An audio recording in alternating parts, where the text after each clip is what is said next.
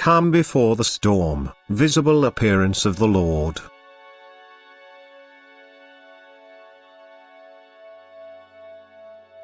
A time of anxious misery and suffering lies before you, and you can regard the time prior to this, the time in which you presently live, as the calm before the storm, during which you can still live your life within the scope of tradition, during which you can still speak of a certain extent of prosperity compared to the poverty and the deprivation which await you afterwards, and yet it will be a time of grace, a time when I will be clearly recognizable, when life will only be bearable if you deeply unite yourselves with me in your thoughts, since then you will never be alone but will always be able to have me as your protection. And I will also manifestly reveal myself to you. I will approach individual people in the shape of the one who harbored me in all fullness within himself, and I will be recognized wherever people's love for me is strong, even if I dwell as a human being amongst people, for my eyes will tell them who I am,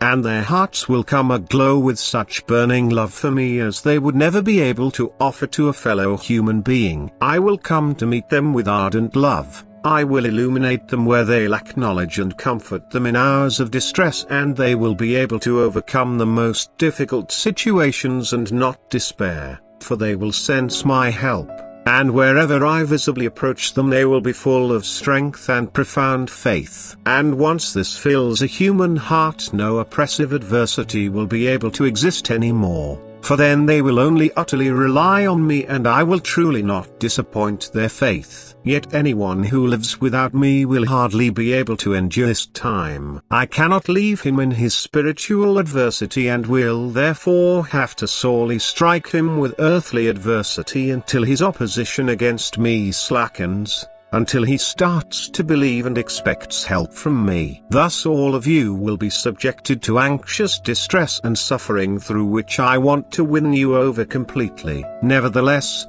you also have abundant strength and grace at your disposal which will help you to gain me. I only want your love, and once I own it I will come to meet you in the last days, even visibly, in order to strengthen your and other people's faith, because you are in need of extraordinary strengthening and consolation. Consequently, you won't need to fear the difficult time ahead of you either, for you will survive it with my help. Nevertheless, it will remain a time of grace, and the yoke I impose upon you will be an easy one if only you make correct use of the gift of grace. To be allowed to behold me with your physical eyes is truly worth the cross you will have to bear until the end. Yet I will also offer myself as a bearer of the cross to those who take refuge in me and appeal to me for my help, and for their sake I will shorten the days until the end. I know every individual person's problems, and those who are faithful to me are my true children who will really not call upon me in vain for help. Therefore don't let my announcement frighten you.